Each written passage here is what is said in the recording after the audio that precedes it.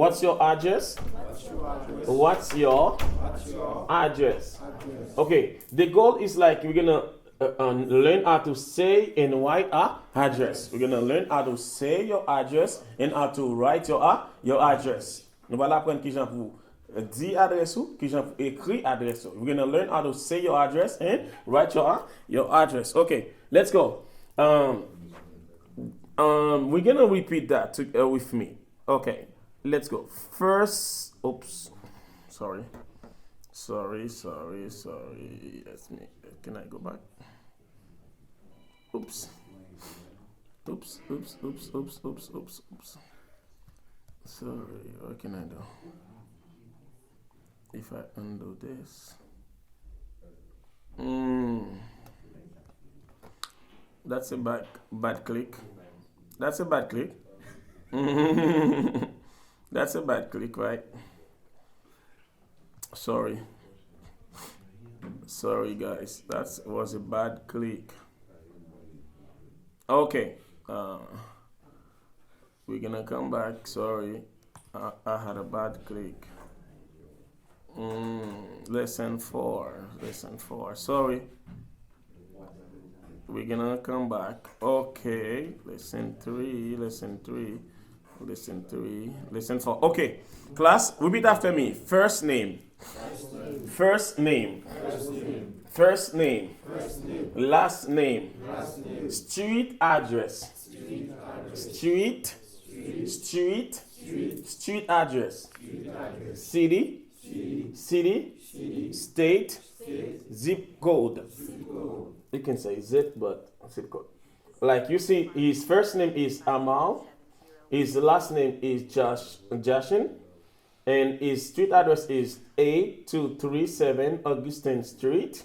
His street is Ivan, and state is CA, and then zip code is that. So I'm gonna tell you to tell me what's the guy's name? What is his name? What is the name? Amal. First name is Amal. Last name is Jashin. What is his address? Repeat for me. What is his address? 8237 Augustine Street. Okay. What is the city? Ivan. What is the state? CA. What is the zip code? 92602. Okay, that's good. So I'm gonna ask you to do that. Complete this charter for Jason from exercise A. Name is Amal Jason. What is the street name again? What's the street name? The street name. 8237 Augustine Street. Okay, that's good. What's the city?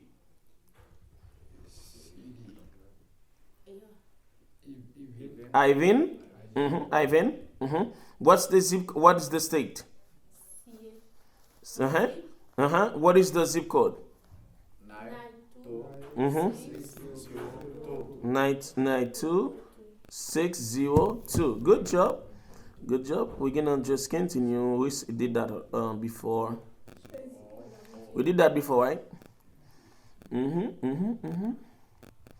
Verb to be. Let's review verb to be, class. Can you tell me the verb to be into simple present tense? Qu'est-ce qu'a conjugué verbe ça pour moi? To be, simple present tense. I am. You are. No. I am. You are. He is. She is. It is. We are. You are. They are. I am. You are. He, she, it is. We are. You are. And they are. Okay? Let's go. These things, we call them subject. Okay? Subject. This thing this is the verb. This is the information we need. This is some example. For example, repeat after me. I am a student.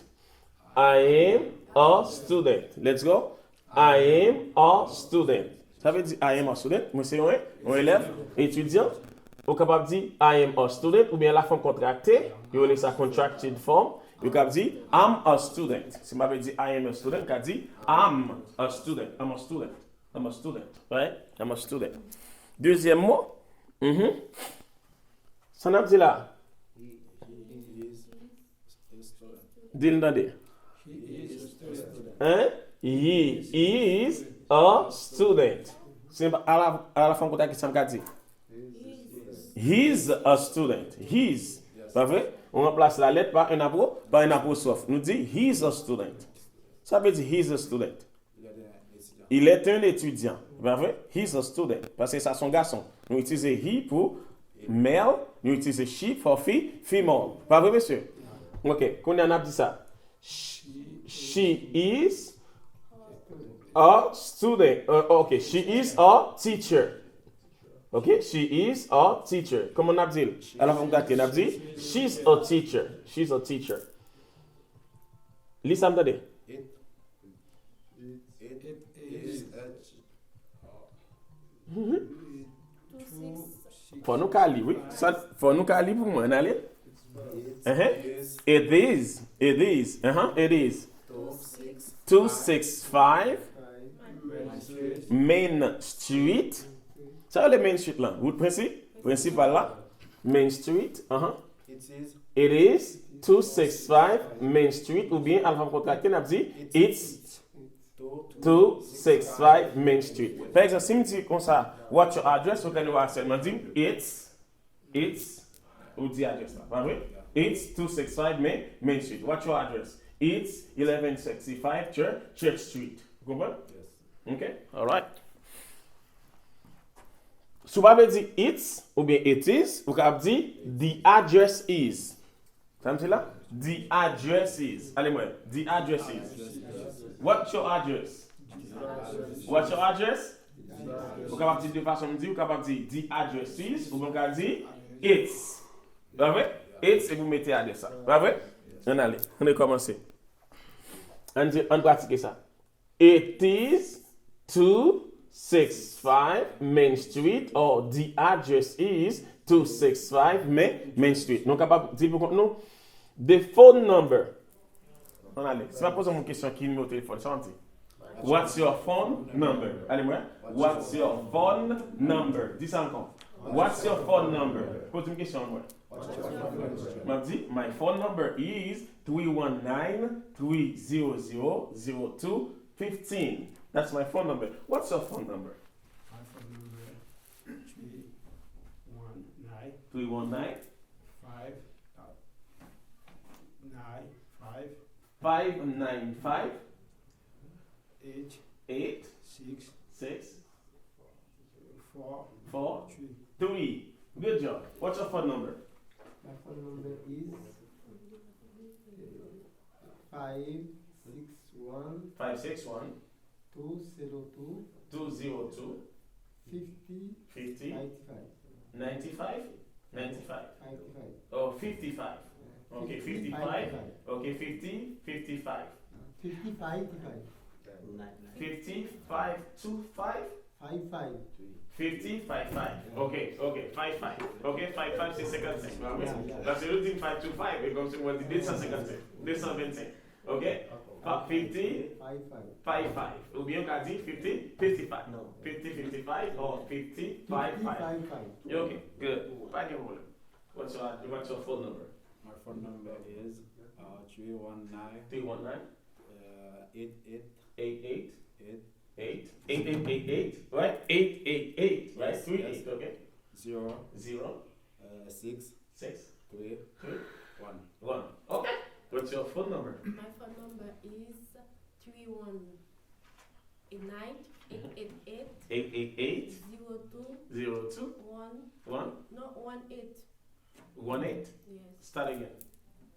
My phone number is 319 888 02 18. 18. Yes. What's your phone number? Nan ese, Ashido, di chif yo nan. Ok, nan ese mwen, nan di yo nan. What's your phone number? Wap repete, depi moun di what's your phone number, so ap di klas. My phone number is, nan ale. Di m chif yo. 319, c'est 319, parce que c'est 319. 288. Comment on dit 888 classe? 888. 888, bah oui. 888. Combien? 08. 41. 41. Comptez, bah oui. 41. Qu'on a fait classe à 10 mots. On a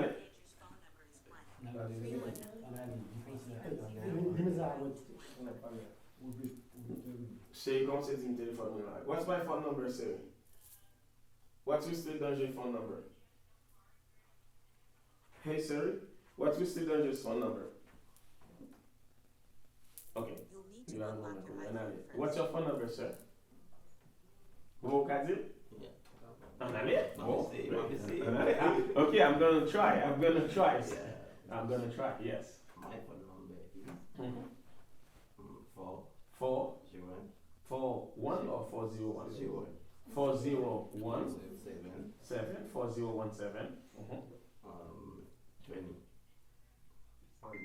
407. No. You did it 401.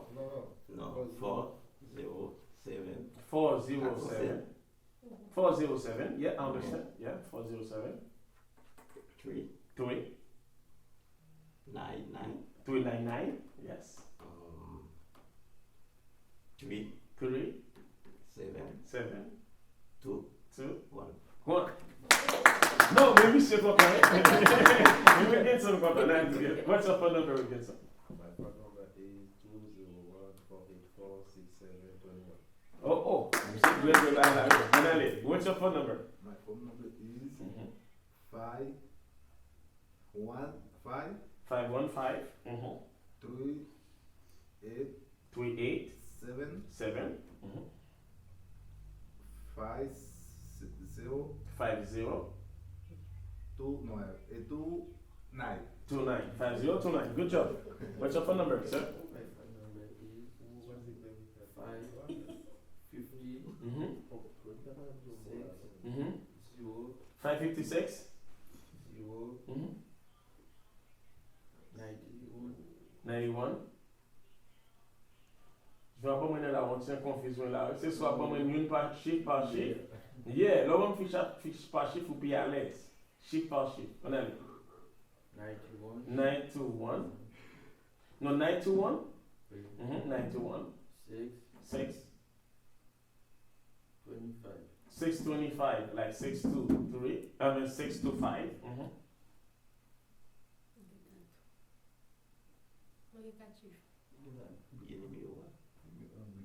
Okay. Yes. Comment? Oh, mes amis, on va pas faire des bases. On va pas faire pour nous. On va interpréter en fait. Non, fin fait.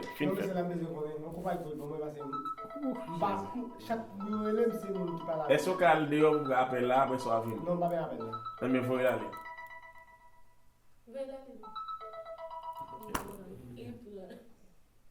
Non. Alors, Moi, je vais après, mettre la bonne. la fille doit faire. Pendant que je fais quoi, moi, avec des messages là? Oui, monsieur. Ça va, ça. Non, mon cher. C'est pas comme ça que l'école fait, mon cher. Vous avez besoin de service pour interprétation, vous allez dans le bureau, après interpréter pour vous, après classe là. Tu apprends des voix pour faire suivi. Non, moi, bon, bah, qui va aller. Okay, so you do comme ça. This is your 24 hours. Ça, on notice sur vous 24 heures de temps. Okay. So you body I mean, On calme l'eau et ça veut dire que moi, oh my God. Okay. This is your 24 hours notice to the pest control service. Il y avait pas service dans Kaila pour donner calibre. Il y avait fait service dans Kaila pour donner. Ok, messieurs, let's go. Nous finissons avec ça. Nous à l'aise. Tout le monde a dit adresse. Vous voyez? Tout le monde a dit téléphone. Yo. On seul monde qui va pas dire, mais on a travaillé sur ça. Va, oui? Ok, travaille sur lui. Parce que c'est chiffres seulement pour connaître. Parce que nous sommes monter nos chiffres déjà. Oui? Démontrer nos chiffres. Ok. All right. Ok, messieurs. Nous allons répéter Moussa au moins. The phone number is. Allez. The phone number is. Allez. The phone number is 555. On a encore 1, 2, 3, 4. Ah ouais? Mon ami, obligé de sortir, oui? Obligé de sortir, oui? Yeah. Ok, let's go. Là, c'est la femme contractée. On a ça, contraction. Tout le monde, contraction. Tout le monde dit ça, me contraction. Contraction, c'est la femme contractée. Information, c'est l'information. Et example sentence, c'est des exemples de phrases. Pas vrai? Exemple, si me dit I am, je dis contracté, c'est am. Pas vrai? Si me dit you are, ça, quelle est la forme contractée de you are? Non. You are, c'est you. You are. Et que la forme contractée de she is, ça l'a pied. She is. She's. Contraction of he is. His. Contraction of we are. Where? Contraction of you are. Your. Contraction of they are. There. Bravo, monsieur. Nous allons faire ça. On allait. I am a student. I'm a student. Pas vrai? He is a student. Ça nous a dit. He is a student. He's a student. It is a student. Ça nous a dit. It's a student. It's a student. OK. So, on va avancer plus bas parce que c'est une révision. Write sentences about the mailing address in exercise C. So, on a skip ça. Parce que... On nous fait un petit parler.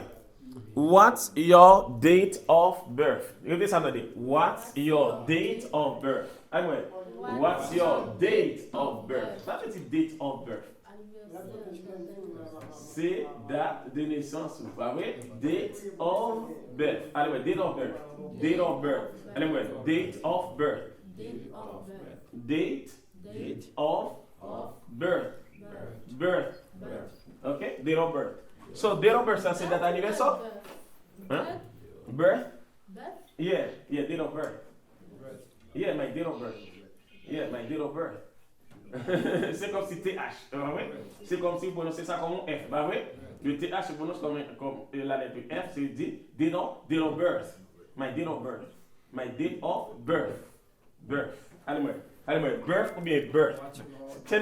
Ça nous vient à l'aise. Date of birth. Date of birth. Ok? Ou bien date of birth, c'est date d'anniversaire qui a dit my birthday. Allez, non. My birthday. My birthday, c'est date d'anniversaire. Moi, jour d'anniversaire. Moi. Bah, vrai? Ou bien, dit my date of birth. My date of birth. What's your date of birth? My date of birth is March 20th. March 20th is my date of birth. It's March 20th.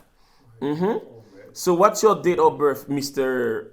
Qui est-ce qui est devant moi là? Qui est-ce? What's your date of birth? My date of birth. Birth. Allez, c'est birth. Date of birth. Date of birth. Date of birth. Date of birth. Date of birth Is. Elvin. Non. Bon, bah, nos techniques. Les n'a fait, on a pas date d'anniversaire, nous. On a dit mois et puis on a dit chiffre là. Mais pendant qu'on a dit chiffre, on a mis chiffre dans ordinal number. Pas cardinal number, non? Ordinal number. Par exemple, ordinal number, on te montre nous. On va faire pour ça, pas vrai? Ils font pour en ligne comme ça. Pas vrai? Ordinal number, c'est first, second, third, fourth. On va faire pour ça. Premier, deuxième, troisième, quatrième. On va faire pour ça. On va me faire un petit passer avec. On va me faire un petit passer. Oh! Nous n'avons pas de convenu. On fait pour ça, oui. Ok. Je dis, on pas envie de faire un pile, bah, là, son petit révision, il fait seulement. Ok. 00 1979. Ok, good.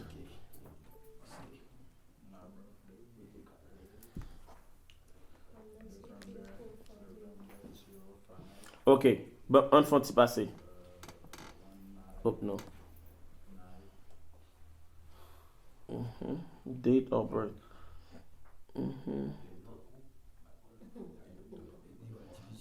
Mwen sonje nou. Which one it was for the class? For writing?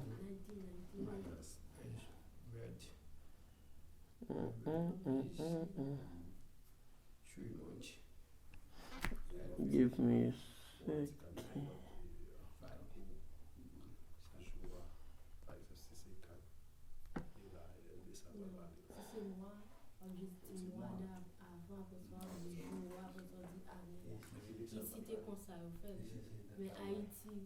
Oh, there's a problem, man. I'm looking for the one to write and.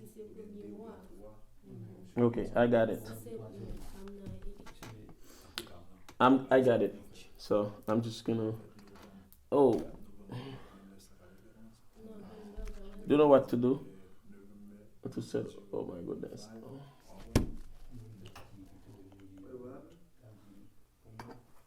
Yes. Okay, I got it.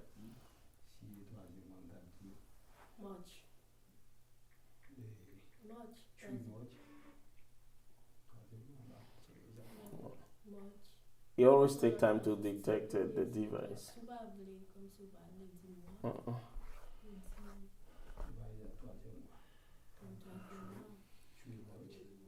Is it plugged in all the way? Yeah.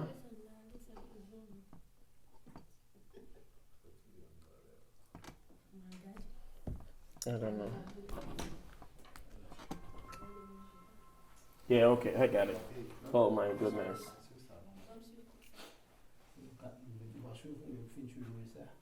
Mal font si rappel de moi yo avec that yo pour nous. Unplug it again and then use the remote and push later.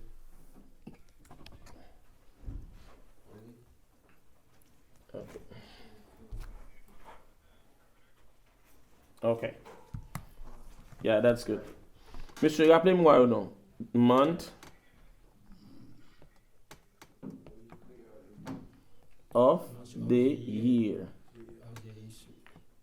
Rappelez-moi ou non, monsieur? January. January. February. Pas vrai, monsieur? March. April. May. June. Pas vrai, monsieur? July. August. September. October. November. December? Okay. So, okay, I got that. Right now, let's talk about ordinal numbers. Ordinal numbers. Ça ne dit nous pour ordinal numbers yo. Par exemple, moun qui était là, on allez. M'a écrit là, ordinal numbers. Ça c'est first. Là, monsieur, ST.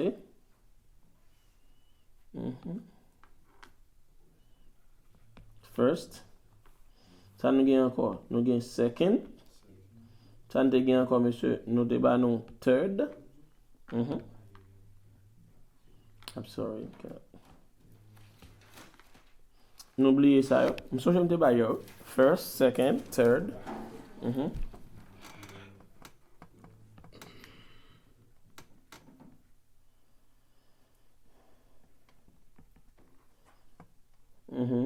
Fourth, fifth, sixth, seventh, eighth, ninth. You have it. 10th, 11th, 12th, 13th, c'est ça? 13th, 14th, 15th, 16th, 17th, pas vrai? 18th, 19th, 20th.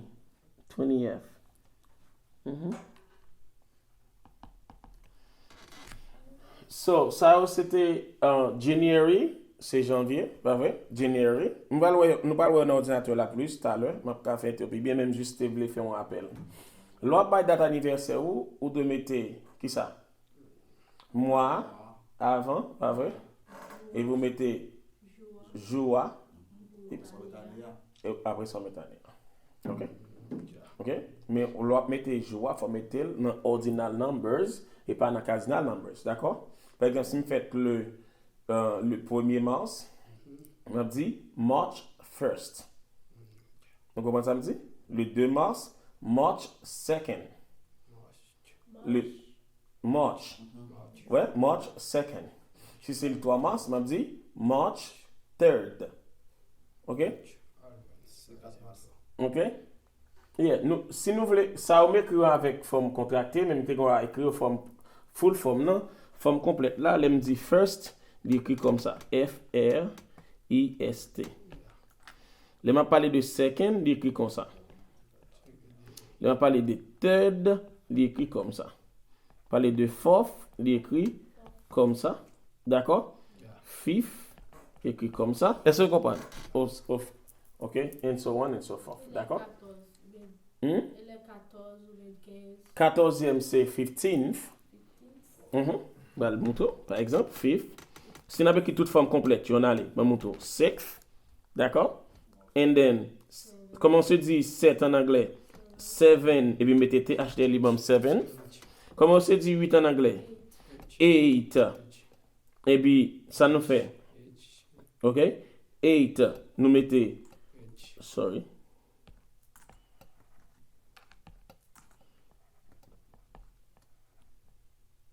8, TH, va ouais? OK. Knife. Sorry. Comment on dit 9 en anglais? 9. Qu'on a pris 9, et puis je fais comme ça. Knife. OK? Si je dis 10, comment on dit 10 en anglais?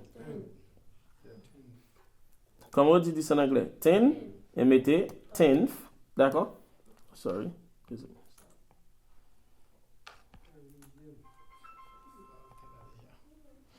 Oh, sorry.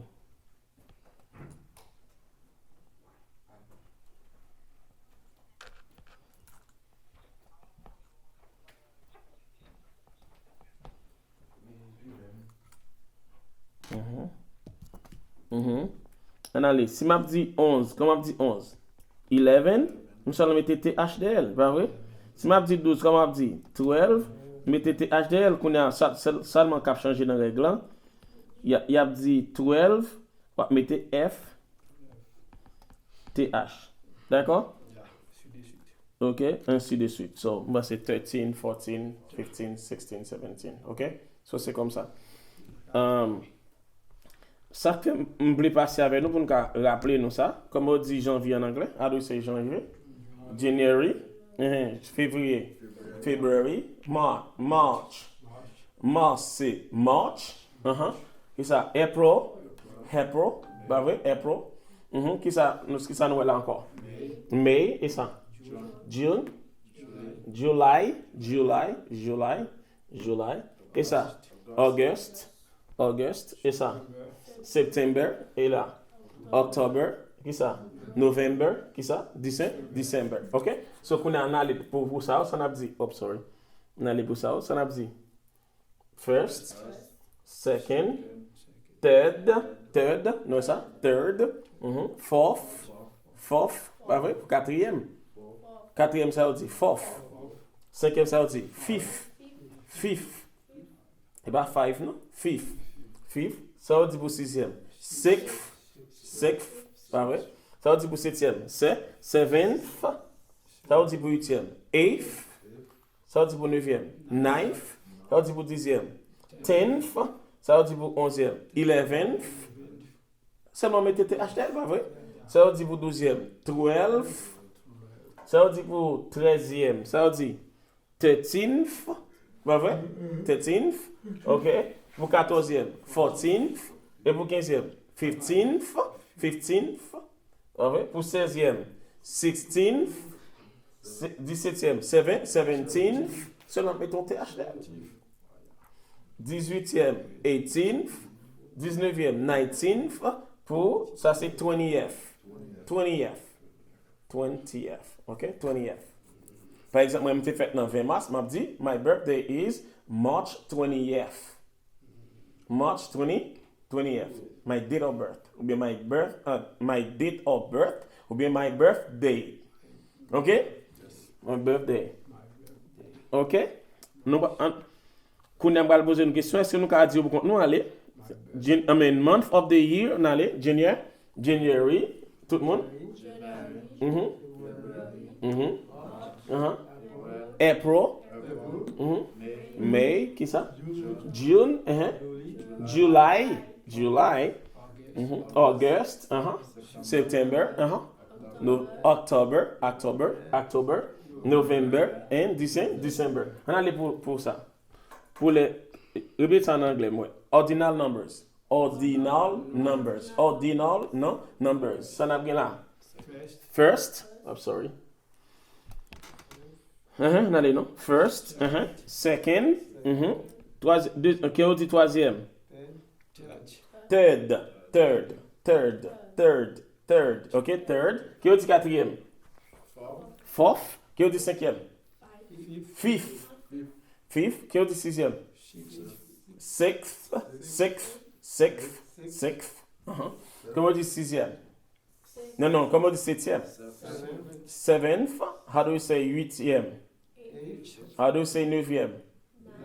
How do you say dixième? How do you say onzième? 11. How do you say douzième? 12. How do you say treizième?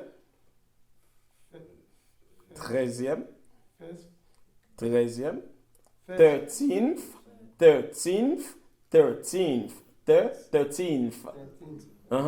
13th. Comment tu as dit 14e?